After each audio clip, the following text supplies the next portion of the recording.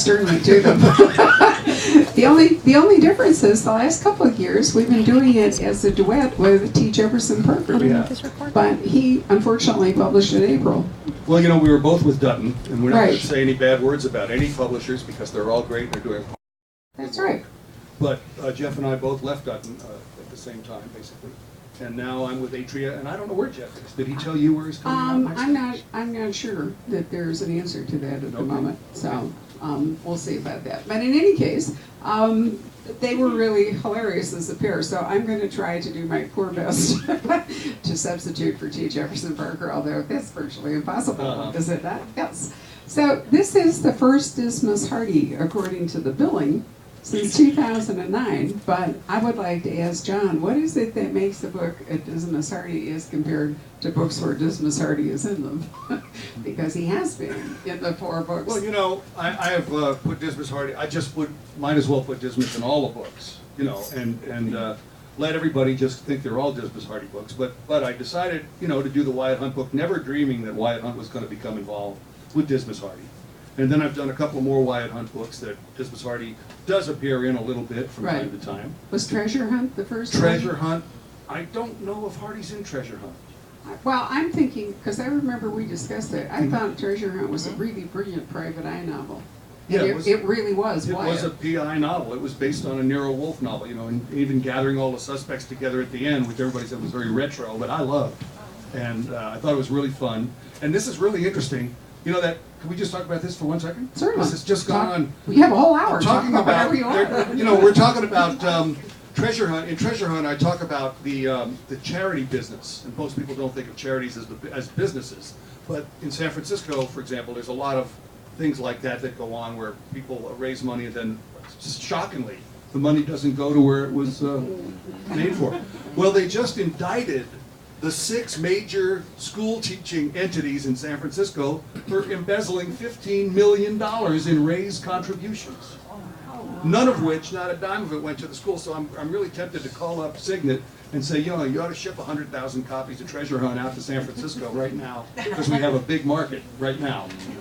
Isn't it interesting how crime fiction sometimes forecast? I mean, it's almost like it's Cassandra or somebody writing it, you know, and here's John saying, beware, beware.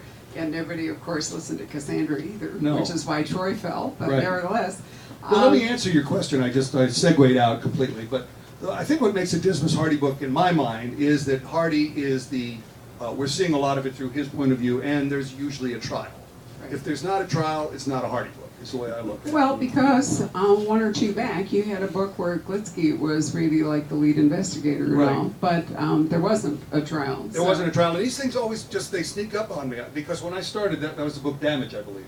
Yeah. Yeah, and Damage, I thought was going to be a Hardy book when I started it, and then, darn, if Wes Farrell didn't start the book off by becoming elected the district attorney, which happened on page 1, so it was, you know, it was not in my outline. It was nothing to do with what I wrote that I was going to write about. And suddenly I had Wes Farrell, and then I had Abe Glitsky in the middle of this thing, and I don't even know if Hardy was there at all. I think he probably showed floats up through in a scene, but isn't he like back behind the bar at the Shamrocks? Yeah, he does it. Yeah. I mean, he has a tendency to refer to, you know, to being behind the bar when he's not in court. I don't know why he does that. Well, it goes all the way back to Dead Irish, you know. You gotta love that. It's a damaged psyche. Yeah. Yeah. But I've always thought one of the real strengths of your series was that there are multiple characters, all of whom can support a book, and it's fun when you bring one forward and then another. But I've never felt like Hardy just, or you know, was erased from the picture. So my view is that he needs to be a part of the narrative, and there probably does need to be a trial. Yes. Well, one of the things about Hardy that's really hard for me is I would probably feel way too close to him than an author, you know, should feel. And I realize that every time I make him the center of gravity of the book, I've got to change him. He's got to grow, he's got to go through something. And I'm very loath to do that because I love the guy. You know, and I'm afraid I'm going to wind up... You don't want to torture him? I'm afraid I'm going to kill Franny one day, you know, or you know, have him run over by a truck, or, you know, get ALS, or just something awful is going to happen to him, and I don't want it to happen. So I really have this great inertia to overcome before I decide to write a Dismas Hardy book. Is that because you don't want him to get into a rut, or you think that it needs drama? Or? I think it needs drama. I don't want him to get too old. Every time I have to acknowledge that he's getting older, guess what? It means I'm getting older. And I hate that part. And so I try to ignore that because I can make Wyatt Hunt, you know, be my young, dashing alter ego. And that's really fun to write because I feel like I'm only 40 years old, you know, and I'm out there, you know, having hot you know what? moments. It's like John Sanford. It's really like John Sanford and Lucas Davenport versus Virgil Flowers. Yeah. You know, Virgil is a younger Lucas Davenport. He's looser, you know, he's sleeping with lots of women. He isn't married to the surgeon. Well, you know, that's what we were saying right in the back. You gotta have, so, I mean, you can go along with a married couple and you can make drama happen with married couples, but within certain parameters, you know, like extraneous stuff in their marriages and stuff shouldn't really be part of that picture because it takes away the real story that you're telling. And when I got Wyatt Hunt, all of a sudden I had the possibility of romance and, you know, I mean, real kind of neat stuff. Or happening. Just sex, right? Just sex. Yeah. Well, Sex you've got Blitzky married off now. He is. And, you know. And he's got young children. And man, I got to tell you, I've been through the young children thing. You know, and it was really interesting and fun when I was doing it with Hardy when he was young, right, with young children. But I don't want to do young children anymore. Even on the page, I don't want to do young children. You know, to think of something interesting to do with young children, like with Glitzky's kid, I had to have him get hit by a car and have a brain surgery. You know, and that because I just didn't want him to be talking baby talk and having Glitzky. You know, really, it's like when I was writing these books for the first time. I was in Pasadena, California, where I lived, and I'd get out in the morning and, you know, I'd get up and I'd be trying to write this hard-boiled fiction with Dismas Hardy, and I'd have Barney the dinosaur going, "I love you, you love me." And I'm going, this is not helping my writing. This is bad for my writing. So anyway, and Hunt's not going to have children either for a while. Okay, just wanted you to know. I wondered if every once in a while your legal consultant Al just needed a break from a book, and that might explain. Well, that is a big thing because I must tell you, my friend Al Giannini is my good buddy. We're best friends from a young age, and he helps me with these books tremendously. But we really fight like real bad cats and dogs when we are doing these books. I have to get through the book, and in the first place, I'm not a lawyer. I've never been a lawyer, never been to law school. So I go through this book the whole time knowing that what I'm writing is not going to fly with Al. But I write the whole story, and then I go, I'm going to keep all this because it's all really good drama. And then Al comes in, and he reads the book, and he goes, well, you just can't do that.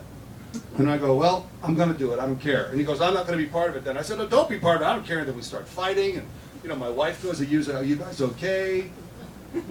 And then, you know, 3 or 4 days later, we're done going through the book, and we've made it all legally copacetic. And then we're best friends again. It's all good. But to go through that process every time with the courtroom books is a process I don't have to go through with Damage, for example. Or The Hunter. I wrote The Hunter and I gave it to Al, he gave it back. He said, great book. I said, what's wrong with this picture? He said, well, there's no courtroom. There's nothing legal in it. He said, I got nothing to tell you. It's great. I loved it. I said, good. Then I wrote this one and it was just a war. This Ophelia Cut was a complete and utter war. So the Ophelia Cut, actually, Moses comes back into sort of center stage in the Ophelia Cut. They've been a trio all along, right? Yeah. Blitzky and Moses and Hardy. And so you decided this time that Moses would get a spotlight? Well, you know, when I go into work every day, I really hear from a lot of my fans about, you know, an email and all those kinds of things. And really, people really like Dismas Hardy, and I'm glad that they do. And they really like Hardy being the center of this nucleus of people all who know one another. And this book, I just kind of consciously decided, I'm going to throw all of the guys back in here. The guys, the women, everybody, daughters, sons, you know, neighbors, everybody whose name we once heard in an earlier book is probably in this book. And I just had a blast with it because there are, you know, all these people that I haven't caught up with, and I go through this kind of the same thing I go through with Hardy to a lesser degree with all the other folks, but I have to have them all change and grow and get into different things than you've seen before, because otherwise it's not interesting. So when I did this book, you know, all of a sudden I realized that Moses McGuire had been an alcoholic for 6 years, and he'd been in Alcoholics Anonymous and going to meetings every morning. And of course it made great sense, and we saw prefigures of that in earlier books. But now this has been his lifestyle for 6 years, and I'd left him alone. Then his relationship with his wife, and especially with his daughter, becomes the central kind of pin of the book. And we probably, do we want to mention it? But I mean, we could at least outline the fact that there was a secret uniting the three of them. Yes. But maybe we don't need to explore what it is. Well, we can say what it is. It's interesting to use an event that happened in an earlier book as kind of a starting off point for this book, in spite of which this book is very much a standalone book, because I talk about what the event was, and you don't have to have read the earlier book that this stuff really happened in. But it was very interesting to start a book and realize that's what I was going to be doing. I was going to be dealing with something that happened in the past and that bound all these people together in a really kind of a crucial and dramatic way. So I just, I couldn't wait to get Moses on the page and to talk about, how dangerous he was going to be when he falls off the wagon and starts talking about this thing. Well, that's it, because the Yeah. fact that he's an alcoholic makes him an unreliable keeper of the secret. Now he's not trustworthy. Plus, as an author, it's almost unfair how easy it is to do drama about a guy coming off the wagon. It's Why? just because it's so dramatic and so internal and so really good that you don't even have to try to make your reader go, don't do that.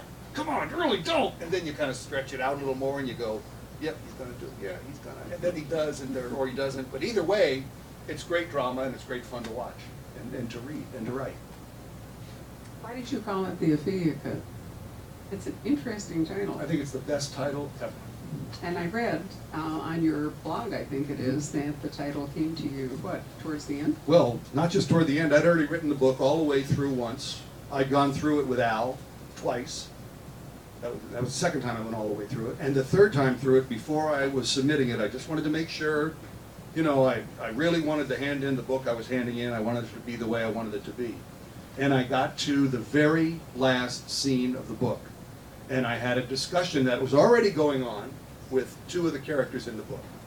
And during this scene, in the very last pages of the book, second or third from the end, one person is talking to the other and refers to the words, the Ophelia Cut. He just says the Ophelia Cut, which is very obvious when you read it, what it's all about. I'm not going to tell you now, but when it happened, it hit me like a hit in the head. I mean, I just got overwhelmed with emotion. I started sobbing at my desk. I know this is weird, but it's true. I just said, this just captures the whole theme of the book. It's the whole story right here in 3 words. Well, it does, and the other great part is what a hook, because you won't know what the title means till you finish the book. Well, it's like when I sent it into my agent, he said, I love the title, but what does it mean? I said, I don't really know. It's, it's like, you don't have to know. It's like The Life of Pi. What does that mean? All we know is after you read it, you know what it means. There are some titles that are really unfortunate, and I think give away the book. You know from when you open it what it's largely going to be about. And I like the fact that this title is one that it's like a little bit like a mask or something. As you go through the book, you keep thinking, wow, and then suddenly there's this, revelation. Well, it's also in my own career, it's been very interesting. I think this is my 24th book, and I don't believe I've named more than 4 of them. And so it's kind of interesting for me to hand in a title, and it was because we had changed publishers and we decided we're going to take a stand here. We're going to say this is going to be the title. And really, before I signed with them, I made them agree to the title. I said, we're not going to discuss the title. This is the title. And they said, okay, which was shocking and wonderful. That's an interesting point. We've discussed this before, but I'll remind you all that authors do not get to title. They get to maybe approve it, but they don't really get to title their books. It's a question that comes up a lot that, people say, why did you call it that or something? And the answer is, you probably didn't. It was really your editor or somebody who's in the sales department. And how did you work on that design of the cover, John? Well, I saw it when you did, when the book came out. Isn't this a great cover? Yes, it is. Okay, thank you. But I do think the title thing is interesting, and good for you that you were able to, but there was, I can understand why they would go with it, since it was nothing unappealing or but it wasn't understandable. It didn't jump out and say this is what this is about, and I said that's the point. I want it not to do that. So, and I do think when you read, I know that when I'm reading a book and the title appears holistically within the book as part of a conversation, so I'm always very happy about that. I always have this kind of thing going, yeah, I recognize that. That's the title of the book I'm writing or reading right now. And I just love that moment of going, okay, perfect title. I love it. And I guarantee that you know, you will feel the same way when you read the Ophelia Cut. You're going to go, what a great title. You live in Sacramento, but you write about San Francisco. Have you ever had an urge to sort of move everybody into, or maybe you haven't, I've already forgotten, a story set in the Delta? Well, I've done a little bit of that with the motive. I had Glitzky come out to Davis, which is my hometown. Right. Oh, Davis, that's yeah. right. I'm sorry. And that's the only time I've done it. Although, you know, I'm starting to think I'm going to be branching out into more of the California area. I love writing about Napa, for example. Right. And well, you're such a wine enthusiast. I am a wine guy. That's why, you know, the University of California at Davis is like the wine-making college par excellence. You know, it's where the uniphiles would like to go. So it almost seems like a wasted opportunity for you not to be. Well, especially when you. This is great. But one of the things that happened in the writing of this book. This is going to be awful to admit, but you can watch for it in the book. There's a bunch of wineries in the foothills of California. And one of my buddies in town is a guy named Scott Evans, who's a writer and great guy. And he's really close friends with the winemakers of Holly's Hill Winery, which is up in the mountains, not in Napa, on the other side.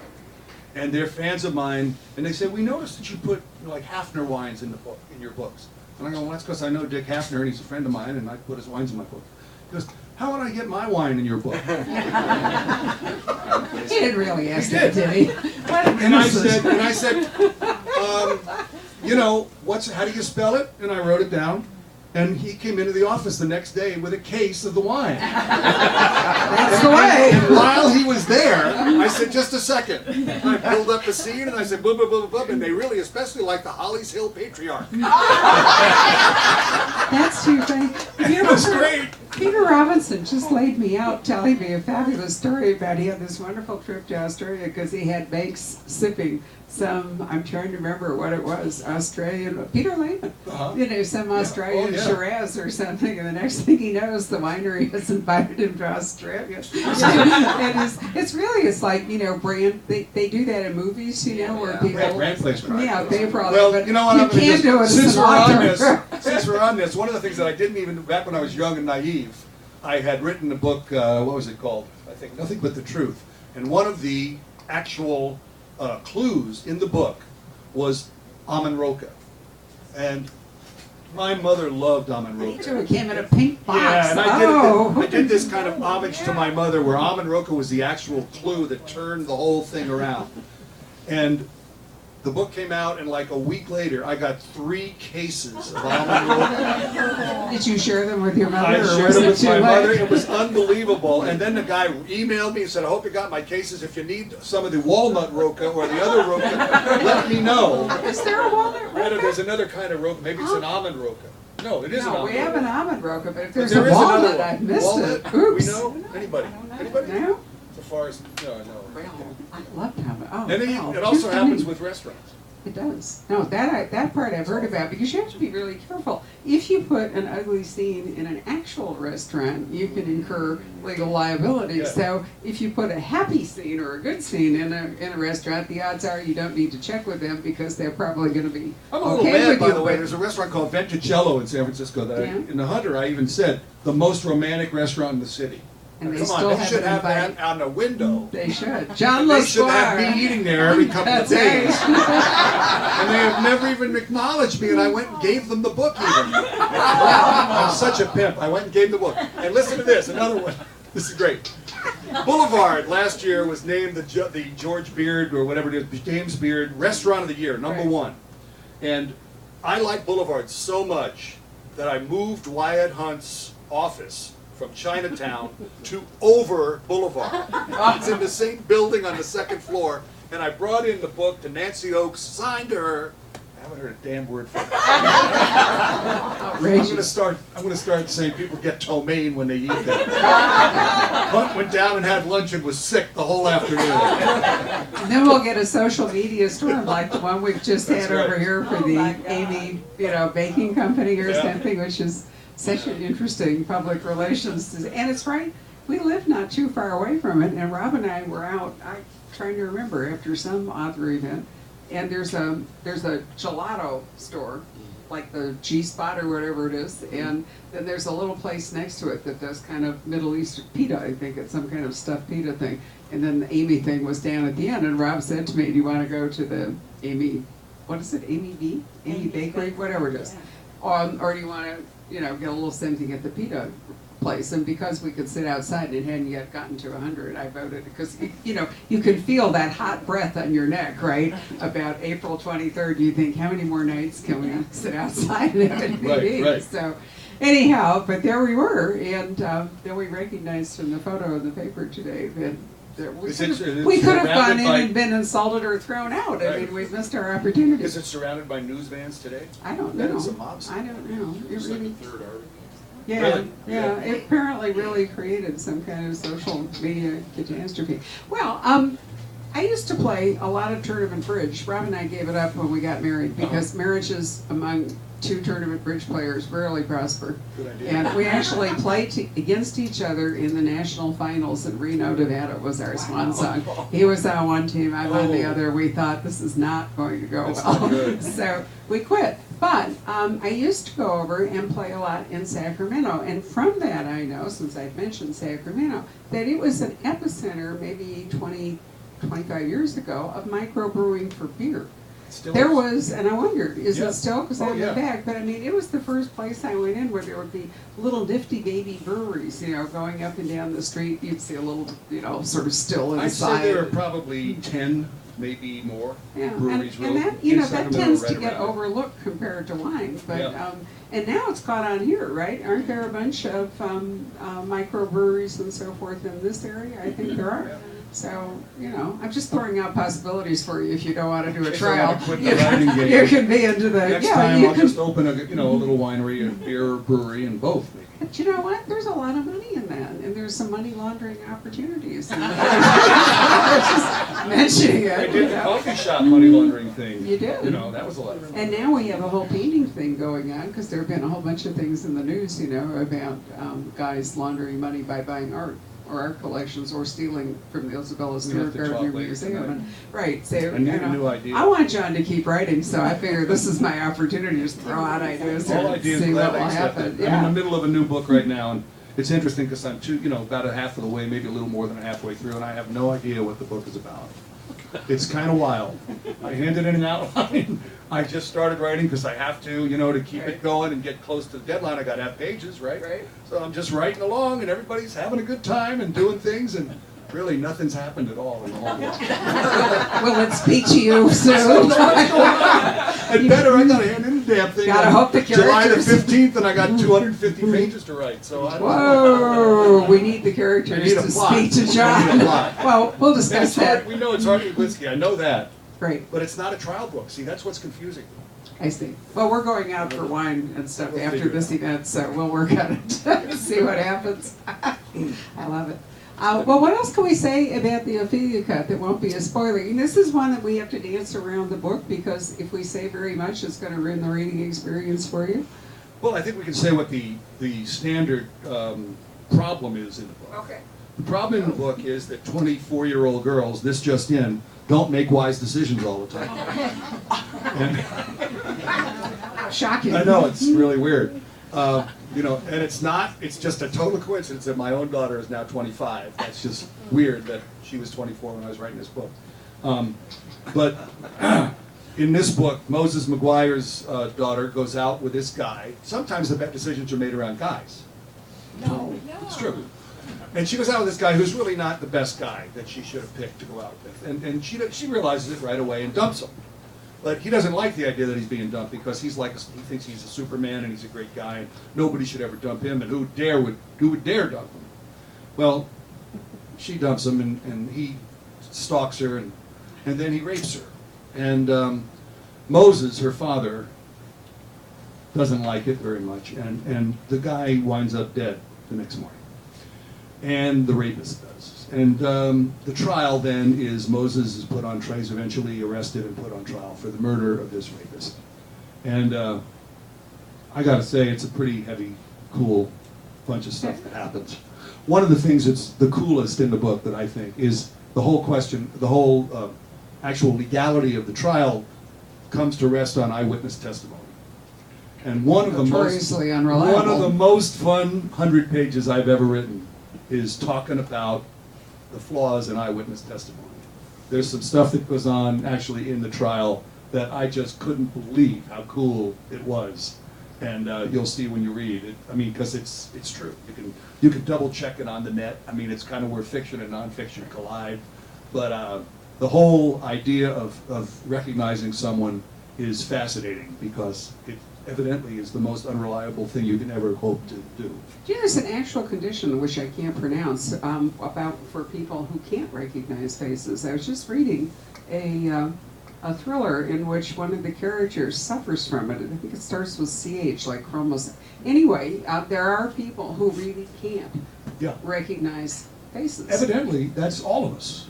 Well, to some degree. Small degree, Right, because you know, one of the things that happened, because I was talking to my wife among, you know, many other people as I was writing these things, I said, because she was on a jury once, and they convicted a guy who he was in a 7-Eleven robbery, and they convicted the guy after the clerk in the 7-Eleven said that as he was walking out, the guy looked to be 6 feet 3 inches tall, right? You know, because they had that thing right by the door, and the guy said, "Yep, he was 6 feet 3 inches tall." And the guy they convicted was 5 feet 4 inches tall. On stilts? And the reason they convicted him and they felt good about it is they had an expert witness come in and they say, you'd be surprised if a man's holding a gun at you, that you tend to look at the gun and not look at the man. And if he's holding a gun, he looks bigger. He's scary. And that's what the clerk, the jury totally bought it and said, regardless of this clerk's testimony, you know, even though they're a foot off in how big the guy is, they said, no, he did it. Fascinating, I thought. And there's many more anecdotal moments like that. It's an exercise that they used to do in law school. A couple of them. One is that, you know, to start somebody, I'm sure you've all run into this, you start a rumor or a story over here at this side of the room and wait to see how it comes out at the other side. Oh, yeah. Dramatically changed. And then you can stage something and then have everybody write down what they saw. Right. And how, you know, often in under stress, right. It's particularly difficult.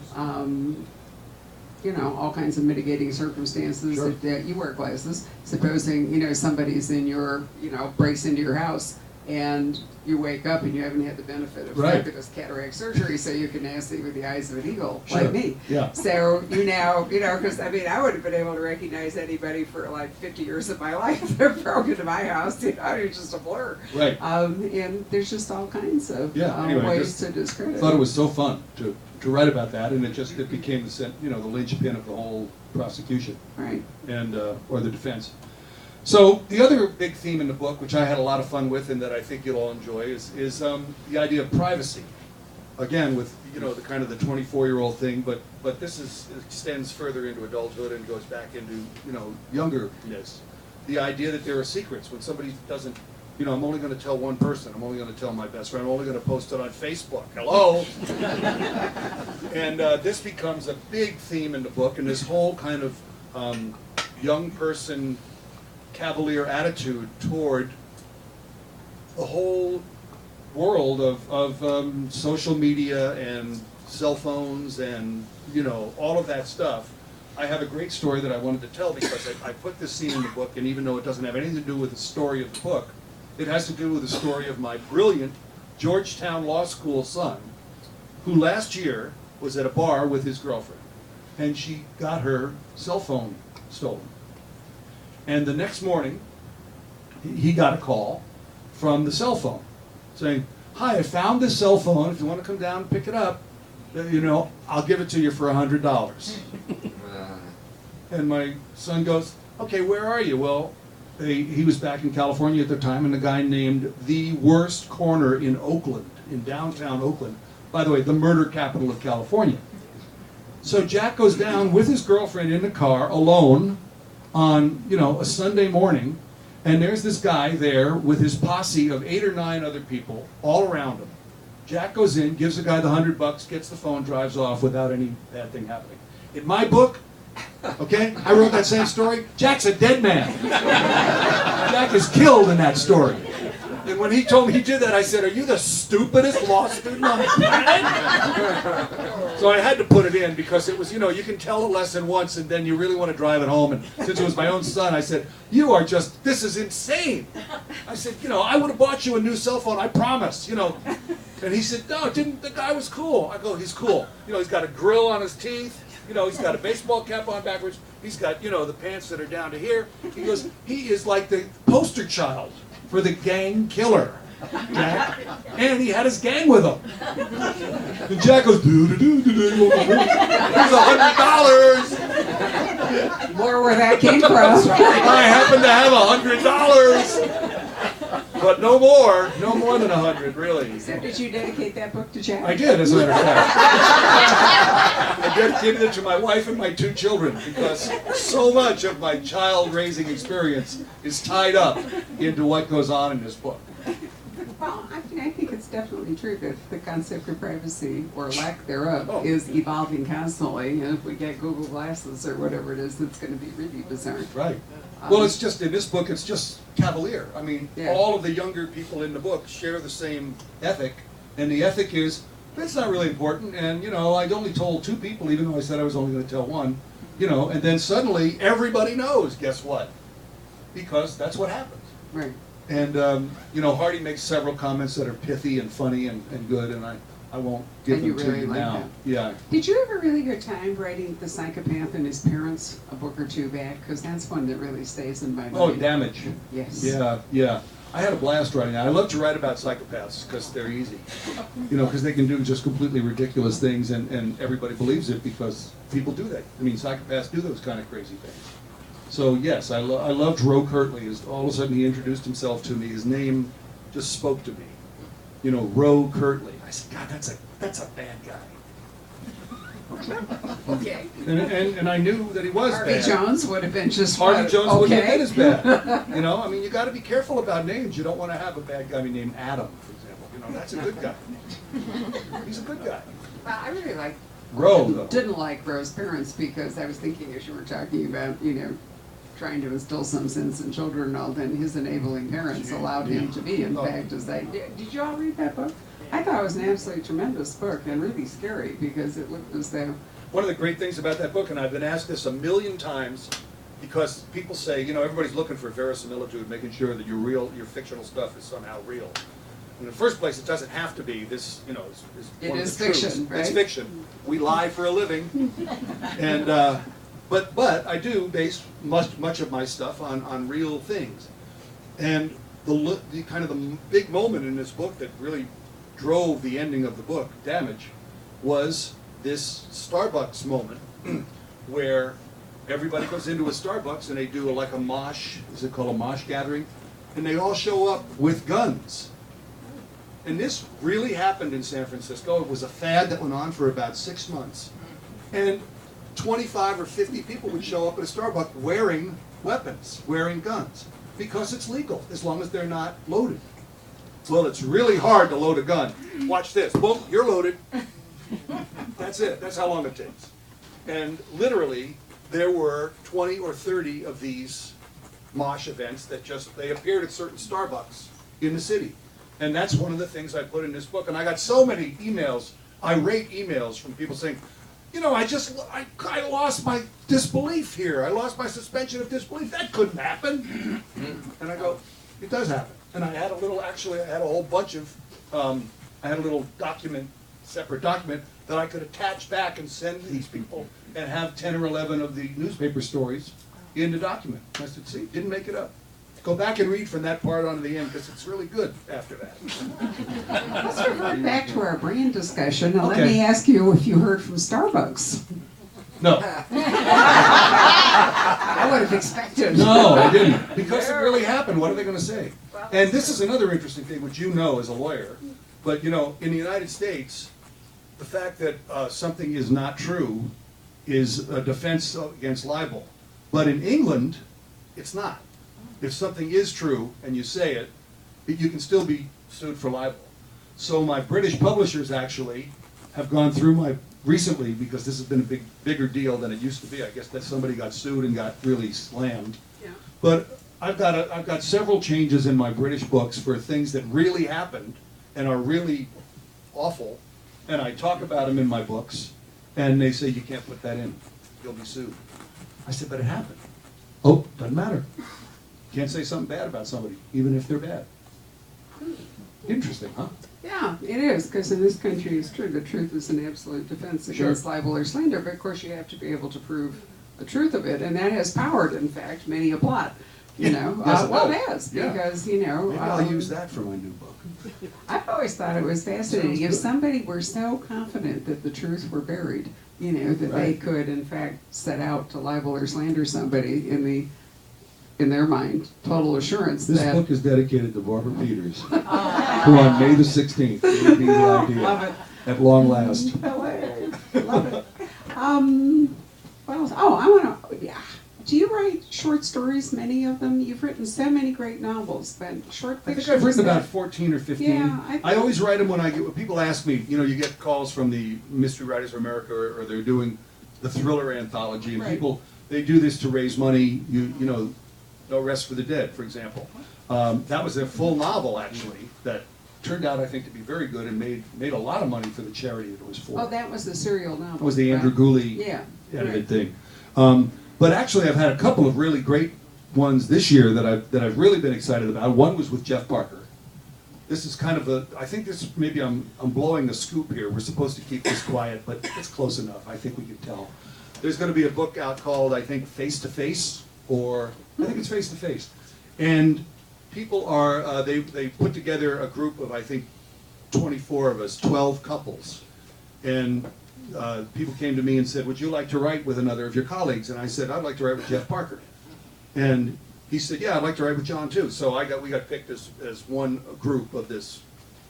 One these people. pod, so One to speak. pod. Okay. So we just handed in a book that's called, a short story that's called Silent Hunt. And the conceit of the book is that it's a mixture of Joe Trona, who is Silent Joe, and Wyatt Hunt. And so the two characters from our two books get together and they have a little thrilling moment of their own down in Mexico. That's our story. That is so cool. It's You so know- cool. And Steve Barry's doing one with Jim Rollins, and Jeff Deaver is doing one with John Sanford. And so it's going to be great. That will be really fun. It's But great. the reason I particularly like yours is that when Jeff was here, Yep. the question arose, would there ever be a sequel to Silent Joe? And, you know, the answer is no, because, I mean, that was the book, that was the story. But it was I so hadn't cool, he brought really- him back yeah, for this. Exactly. And I mean to tell you, and when Hunt meets Silent Joe, Yeah. Silent Joe is a guy who's facially disfigured. His father beat him when he was a baby, and he's got a horrible face. And when Hunt sees Joe's face the first time, it's just such a phenomenal moment. You know, because he comes, well, I don't want to give away the story. You'll just see. But it's really neat that the two guys, they connect. They really get each other. They're the same age.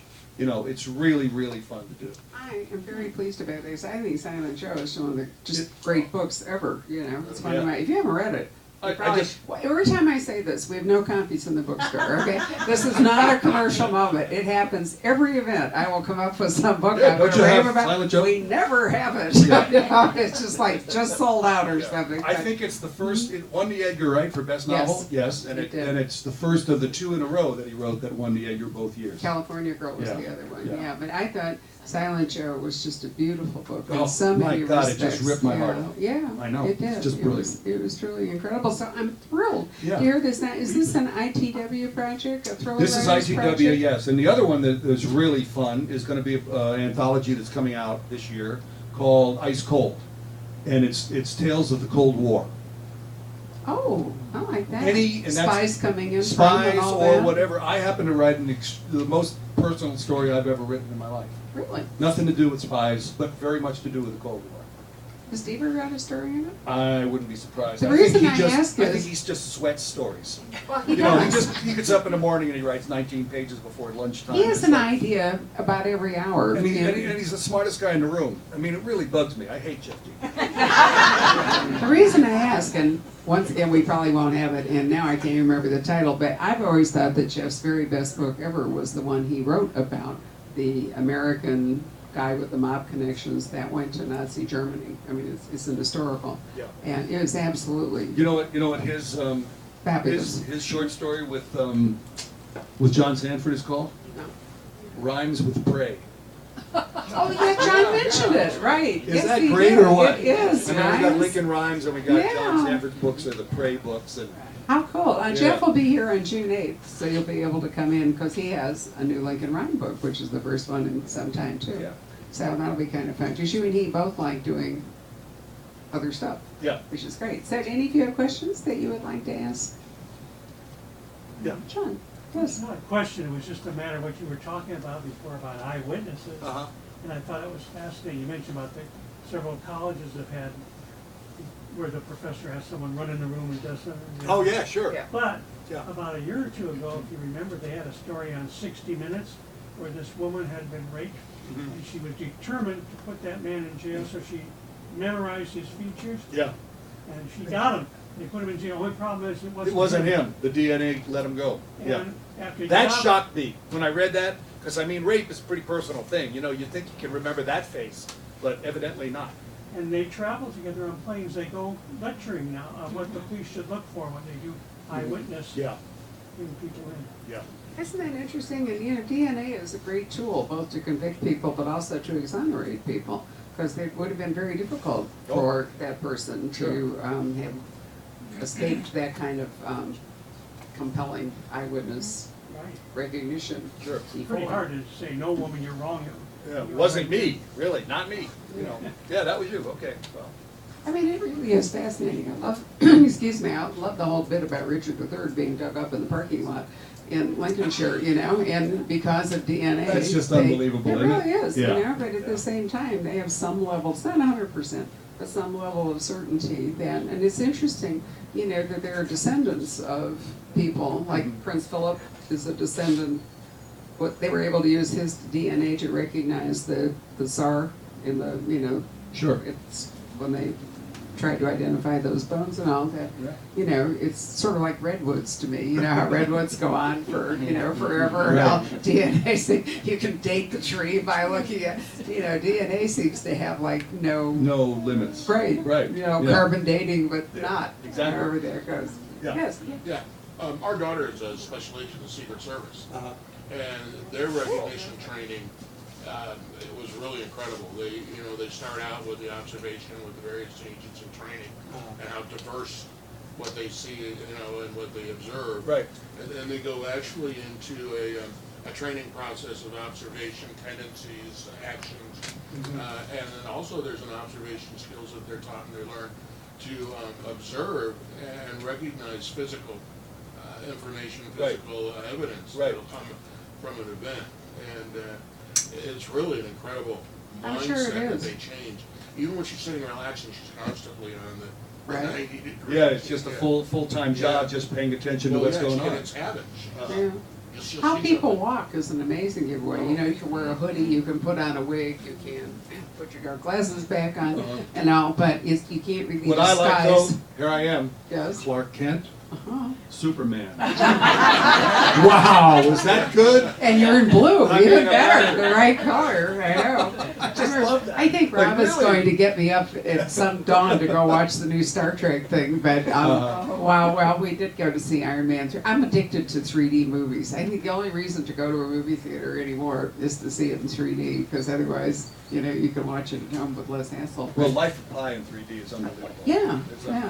But, you know, so it's sort of hard to miss Robert Downey when Yeah. he's flying around. But anyway, they had a preview, and they are doing a new Superman, and I'll watch the preview. Watch But out, I those said, guys who play Superman don't turn out so good. I know, I It's said a to little Rob, close. actually, and I was really feeling sad about it, because I met him one time and talked to him, you know, you can't really see Superman anymore. I can't without thinking about Christopher Reeves. It's Right. just virtually impossible. But this one starts with, you know, the father of the baby sending him off to Jor-El. Earth and yeah, all that stuff. So, you know, who knew that the Marvel comic franchise was going to come back like this, and especially in 3D. I Yeah. think it's just We have fascinating. another question over here.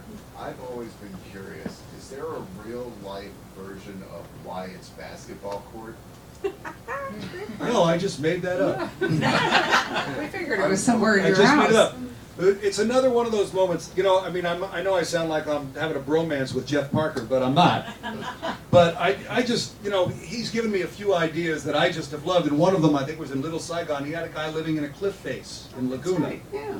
And I just said, Wyatt Hunt's going to do something. He's going to live in some kind of weird, unusual spot. That's, you know, I didn't have a cliff face, but I knew some of these warehouses down around South of Market and the old flower thing, and I said, what a cool thing to put a basketball court inside. I think I had read a story that day that the Warriors were actually selling their basketball court. They were refinishing it and breaking the other one up into halves and selling it. I'm going, that's what I've always wanted, is a basketball court. We have an author who was published with Poison Pen Press, whose parents live here, and they have a full-size basketball court. Seriously? Oh, yeah. and The whole it's- court? Uh-huh. It's really beautiful. Wow. And the downstairs of their mountaintop home. It's Yes. really spectacular. I loved it. Yeah. I haven't played on it. My but brother I Emmett should lives tour in it. Princeton. He's got a go-kart track around the basement of his house. Oh, fun. Come on, really? Yes, really, he does. So, Why isn't that made people do into a book stuff. yet? I just You don't know. think people would believe it. Oh, well, there's always Then I that. get those emails saying, you know, that couldn't happen. Anybody else? Yes, sir. Yeah. Along that same vein, I believe I've seen that the Little Shamrock is really there. Yes. Is Lou the Greeks really there? No. Little Shamrock is really there, and I really was a bartender there. That's what you know, they said, write what you know. And back when I was just starting out with Dismas Hardy, I had him be my age and working at the Little Shamrock, which was, you know, it's kind of like a lodestone place for me in San Francisco. Whereas Lou the Greeks, there used to be a place called Zuka's across the street from the Hall of Justice. But one of the things that happened the very first time I started writing about it is I decided that it would become a character and be goofy, which means it's the kind of thing that if I wrote about the real Zukas, they would sue me. So they didn't last long enough as a place to sue me, but nevertheless I invented Lou's, and then from then on Lou's is always, it's the greatest, you know, writer's block breaker I can have. Because whenever I'm stuck, you know, I just write a Lou the Greek scene, and I know I filled up a really good page, it's fun. You know, the only problem is there's 72 of those pages in the book I'm writing now. So, If I get a book, can we have a scene at the Buena Vista Cafe? Oh, yeah, Because sure, we can do that. I'm telling you, That's a great place. Buena Vista Cafe bills itself as the originator of Irish coffee.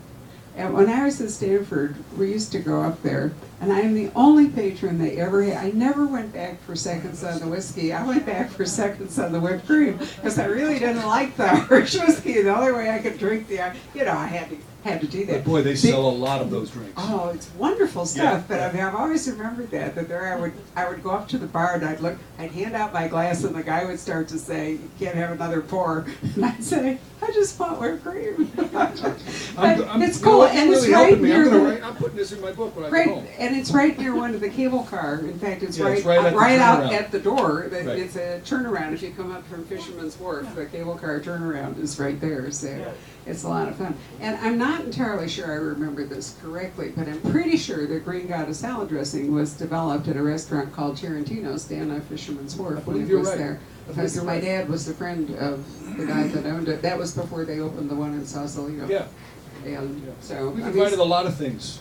You know, Yeah. the rice-a-roni.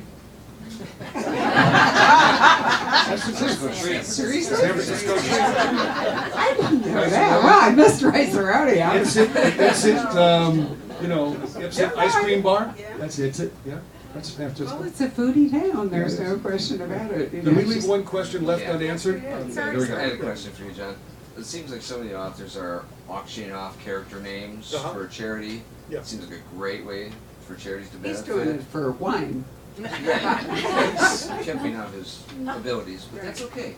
But is that something that's becoming more common? Because it seems like a great way to. It's fantastic. I do it in all my books. I know you do. I have Are at others least- that catching on to that. I think so. I mean, you know, it depends, I think, on how many books you sell. I think people who, you know, don't sell large amounts of books don't really feel like they're giving too much by having a character in that book.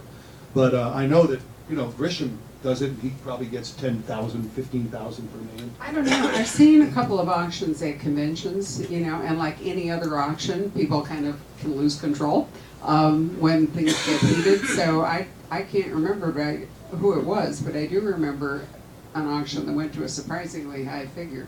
I'll tell you one that was really fun. Speaking of wine, I was at it was for the, what was the Hunt Club, I believe.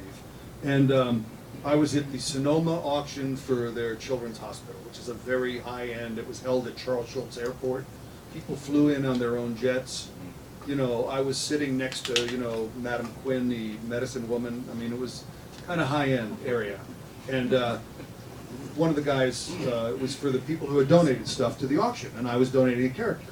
And the minimum bid on that auction that I try to set is $1,000, because it's a good thing for the charity. So Fred Firth, who owns Chalk Hill Winery, started bidding on having his name in the Hunt Club, and he wound up bidding $33,000. That's awesome. $33,000. I even threw in a bottle of Chalk Hill Chardonnay on top of it. Gratis. It's a wonderful way to raise, you know, to raise money. And I also think it's fun in that sometimes people specifically want to be like a good guy or a bad guy or something. Yeah. And sometimes authors will let them do that, and sometimes they'll say, no, you just, you know, Oh, you know, I heard got your name, I too heard an bad. incredible story just yesterday. I've been on a book tour and we get a lot of rumors and things like that. But who was it? Somebody made this person a crackhead, you know, prostitute. Oh, And somebody paid like $2,000 and that's what the author had. I don't think that was a good idea. well, I think one maybe should check, you know. Maybe you can get back. Would you mind being a crackhead prostitute, or would you prefer to be like a nice person? I mean, there's one, you know, I wouldn't mind being a villain, for example, No. but I don't know if you want to be a slut necessarily for the whole deal. But, well, maybe so. I mean, So Go I for do about 3 a book. yeah. Yeah, a couple books ago I got to 7. And that's a Wow, problem, because I that's- almost had to change Dismas Hardy's name, you know, to get all of them in. But I just realized I was giving them away and not thinking. Then I have a little file that says auctions, and I pulled it out when I went, oh man, this is trouble. I have 7, I'm done with the book, I hadn't put any in yet. You know, so I have to go in, you know, never mind. Well, speaking of giving away, it is now that time in our evening when we're going to give a couple of books away. One of which is, I'm giving up my John le Carré, A Delicate Truth. Our autographed British copies should